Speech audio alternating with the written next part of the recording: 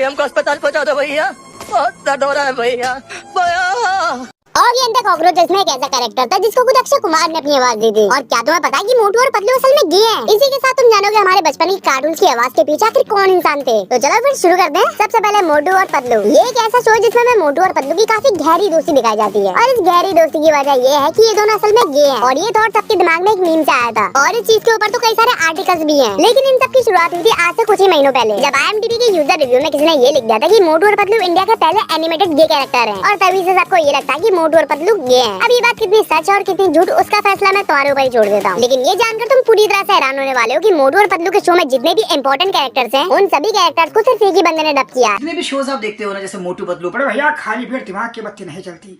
ऐसा है मोटू, जॉन बनेगा डॉन, कौन बोलता है तो जॉन बनेगा डॉन, जॉन को रोकेगा कौन। ओए मेरे यार ऐसा मत करो यार, कमाल है यार, मार छुटिया पापड़ वाले नु। अयो मार चिंगम के चंगुल से बचना ये इम्पॉसिबल है, बोले तो ये इम्पॉसिबल। बाबा, हम अपना 20 साल का तजुर्बा में ऐसा एंकर कभी नहीं देखा। और रुको, मैं तुम्हें ये तो बताऊंगा कि हमारे बचपन के कार्टून के पीछे आखिर किसकी आवाज थी। लेकिन इसी के साथ मैं तुम्हें ये भी बताऊंगा कि इस दुनिया में ऐसी कौन सी कंट्री है जो डबिंग जैसी चीज को काफी ज्यादा सीरियसली लेती है। तो 2017 में एक मूवी आई थी जिसका नाम था हनुमान द दमदार। और उसी मूवी में हमें बाल हनुमान और बड़े वाले हनुमान दिखाए गए थे। लेकिन मैं तुम्हें बड़े वाले हनुमान की क्लिप दिखाऊंगा और उसे देखकर तुम्हें ये गैस करना है कि उनकी आवाज को किसने डब किया है। तो 3, 2, 1 ये लो video.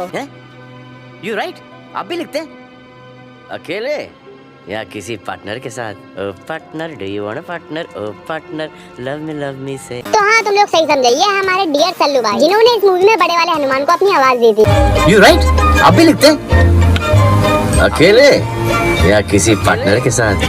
O partner, do you want a partner? O partner. और इस मूवी में 2 बॉलीवुड सेलिब्रिटीज और थे जिन्होंने इस मूवी में डबिंग की थी, जिसमें से एक थी रवीना टंडन, जिन्होंने माता अंजनी को अपनी आवाज दी थी। मेरा लाल, मेरा पीला, मेरा नीला, मेरा हरा। और एक थे कुणाल खेमू, जिन्होंने इंद्र को अपनी आवाज दी थी। माय नेम इंद्र, देवराज इंद्र, थोड़ी तो रिस्पेक्ट दे दे। डोरेमोन की जो करंट वॉइस आर्टिस्ट है वो है समृद्धि शुक्ला। और तुम्हारे जैसे आलसी, लापरवाह और जिद्दी लड़के के लिए स्पेस एडवेंचर करना मुझे तो नहीं लगता अच्छा होगा। जिनकी आवाज डोरेमोन के लिए ठीक ठाक है, लेकिन मुझे पर्सनली डोरेमोन से सोनल कौशल की आवाज ज्यादा सही लगती है। हाँ, वो इतनी स्वादिष्ट है कि उसे देखकर ही खाने का मन करता है, बल्कि सुनकर भी खाने का मन करता है। और अब हम देखते हैं अपने फट्टू नोबिता के वॉइस आर्टिस्ट को, जो कि है सिमरन कौर। अगर तुमने मुझे गैजेट नहीं दिया तो जियान मुझे बहुत मारेगा, सुनियो मेरी बहुत पिटाई करेगा। और शिजुका। और अब बात करते हैं नोबिता की बंदी गोल्ड डिगर शिजुका की वॉइस आर्टिस्ट के बारे में। मैं कुछ सब्जियां लाना भूल गई हूँ, माफ करना, पर मुझे वहाँ वापस जाना होगा, तब तक तुम मेरा यहाँ इंतजार करो। मैं तुम्हें दिखाऊंगा जियान और सुनियो के ओजी वॉइस आर्टिस्ट के चेहरे। 5 साल में तुम बहुत बड़ी सुपरस्टार बन जाओगी और उसके बाद तुम मिस वर्ल्ड ब्यूटी कॉन्टेस्ट भी जीतोगी शिजुका। मैं अब तुम्हारे लिए एक गाना गाने वाला हूँ, ठीक है ना? तो 2012 में कृष्णा और कंस्टांस से एक मूवी आई थी जिसमें काफी बड़े बॉलीवुड सेलिब्रिटीज ने डबिंग की थी, जिसमें से सबसे पहले आते अपने शक्तिमान मुकेश खन्ना। रात जितनी काली होती है, सुबह उतनी ही निकट होती है। अपनी शक्ति के घमंड में चूर आतताई राक्षस अत्याचार और विध्वंस का तांडव करते। फिर आते हैं अपने अनुपम खेर जी, जिन्होंने इस मूवी में गर्गाचार्य को अपनी आवाज दी थी। रात्रि के समय जन्मा तेरा ये पुत्र सबको मोहने वाला, सबके आकर्षण का केंद्र होगा। और कृष्ण जी के माता पिता नंदलाल और यशोदा माँ को आवाज दी थी जूही चावला और मनोज बाजपेयी ने। तू चलेगा तो कृष्ण को कौन संभालेगा? मेरे न रहने पर तू ही तो एक पुरुष होगा ना घर में। कान्हा, अभी तो तूने 7 भी पूरे नहीं किए और पूरे जीवन की बात करता है। अब अपनी आंखें खोलोगी या फिर से मुझे खोलनी पड़ेंगी? और अब तुम गैस करना कि इस मूवी में कंस को किसने डब किया था।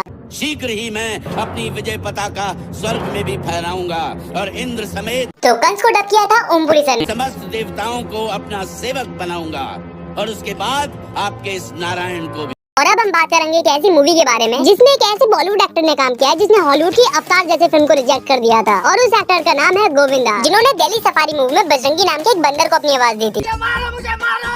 देखो देखो देखो, हम इसका गला दबा नहीं रहे, ये दबा रहा है और मार के उन सालन की दुर्गति कर देंगे। अल्लाह, काहे इतनी फुटेज दे रहे हो तो तुम्हारा ना डोंट से कि मैं तुम्हारे साथ दिल्ली चलूं। इसके अलावा बोमन ईरानी ने भी बग्गा नाम के एक भालू को अपनी आवाज दी। ऐसी लेकिन अब क्या करें, अंदर जाना तो इम्पॉसिबल है। और इस मूवी में बजरंगी के 2 चेले भी थे और उनको बॉलीवुड के 2 कमाल के एक्टर्स ने अपनी आवाज दी है। नहीं हो सकता, हमारे गुरु नहीं हो सकता है। और ठीक दिल्ली सफारी मूवी की तरह एक मूवी और थी जिसका नाम था रोड साइड रोमियो, जिसमें जूली और रोमियो नाम के 2 डॉग्स के बीच में केमिस्ट्री दिखाई जाती है। और उन दोनों को डब किया था बॉलीवुड के बड़े ही फेमस रियल लाइफ कपल ने, जो कि थे करीना कपूर और सैफ अली खान। सुना है तुम्हारे हाथों में जादू है, तुम जैसा मुझे देखना चाहते हो वैसा बना दो। हे, कोई फ्रीवी नहीं। यहाँ क्या सोच के आए? हाँ, और ये क्या फ्रीवी लगा रखा है? No free hacker. और इस मूवी के विलन को डब किया था अपने जावेद जैफरी सर ने। मेरा जैसा हैंडसम और डैशिंग हीरो को छोड़ के साइड हीरो बना दिया। तो गाइस अब आते हैं कैसे शो के ऊपर, जिसमें एक ऐसा सिग्मा बच्चा दिखाया गया है जो कि एक मॉमी लवर है और उसे अपने से 3-4 गुना ज्यादा एज की लड़कियां पसंद है, और वो है अपना लैंडी बच्चा शिनचैन, जिसको पहले वॉइस देते थे आकाश आहूजा। टॉयलेट आ रहा है, टॉयलेट टॉयलेट टॉयलेट टॉयलेट का है। मॉम ने खरीदी है ये 80% ऑफ में। और इसके बाद आकांक्षा शर्मा ने शिनचैन को डब करना शुरू किया था। मुझे छोड़कर नहीं जा सकते। रोबोट डैड, आप फिक्र मत कीजिए, आपको कुछ नहीं होगा। लेकिन क्या तुम्हें पता है कि शिनचैन के डैड हिरोशी और एक्शन कामिल और गैंग लीडर मेरा मतलब प्रिंसिपल सर को एक ही बंदे ने आवाज दी थी। प्रिंसिपल सर, मुझे लगता है कि आप रोज स्कूल में इतना काम करते हैं तो बहुत थक जाते होंगे ना। सुनो बच्चों, मेरी बात ध्यान से, तुम्हारी छुट्टियां कल से हैं, आज से नहीं। एक्शन स्टोन को अपने हाथ में ही रखना, समझे? और बस यहाँ बैठकर मजे लो और देखो मैं कैसे इसकी चटनी बनाता हूँ। आप देखते हैं पोकेमॉन एनिमे के कुछ इंपॉर्टेंट कैरेक्टर्स के वॉइस आर्टिस्ट को। और क्या तुम्हें एक फन फैक्ट पता है कि ऐश और मिस्टी के जो वॉइस आर्टिस्ट थे वो रियल लाइफ में हस्बैंड वाइफ है, और वो दोनों है नचिकेत डेगे और रोजा डेगे। चलो कुछ खा के आते हैं। अकेली चली जाओ, मुझे भूख नहीं है। अच्छा तो चलो पोकेमॉन विलेज में जाते हैं और वहाँ से कुछ सोवेनियर्स खरीदते हैं। मुझे नहीं जाना। और इन दोनों की बात चली रही है तो हम अपने लौंडी आवाज ब्रॉक को कैसे छोड़ सकते हैं। तो वहाँ साहब ब्रॉक को आवाज दी है ओब्लक्स कोचर ने। हम अभी तक वर्मेलियन शहर पहुँच गए होते अगर तुम दोनों ने लड़ना बंद कर दिया होता। हम पहले ही लेट हो चुके हैं। और इसी के साथ हम जाते हैं अपनी लास्ट शो की तरफ, जिसका नाम है ऑगियन द कॉकरोचेस। लेकिन उससे पहले हम ये जानेंगे कि इस दुनिया में ऐसी कौन सी कंट्री है जो डबिंग जैसी चीज को काफी ज्यादा सीरियसली लेती है। तो फिर वो कंट्री है जापान। तो यार जापान के जो एनिमे होता है उनका एनिमेशन तो टॉप नॉच होता ही है। साथ ही उनके एनिमे के जो डबिंग आर्टिस्ट होते हैं वो कभी कभी ऐसे डबिंग करते हैं कि मानो जैसे वो भूल ही गए हो कि वो डबिंग कर रहे हैं, बल्कि वो लोग तो उस कैरेक्टर में ही घुस जाते हैं। फॉर एग्जांपल मामोरू मियानो, जिन्होंने डेथ नोट में लाइट यागामी को डब किया था।